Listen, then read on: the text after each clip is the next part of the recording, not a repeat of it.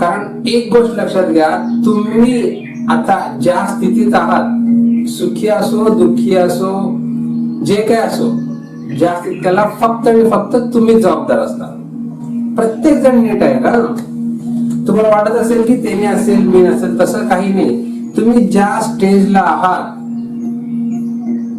त्याला फक्त आणि फक्त तुम्ही जबाबदार आहात, दुसरं कोणीही नाही. पण दुसऱ्याला बदलायचा प्रयत्न आपण कधीच करायचा नाही, कारण जबाबदार दुसरा नाहीये. आपल्याला वाटतो की त्याच्यामुळे आपल्याला असं होतंय, पण नाही.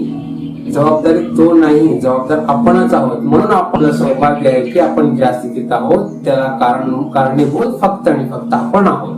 म्हणून आपण स्वतःला चेंज करू शकतो, कधी पाहिजे तेव्हा चेंज करू शकतो.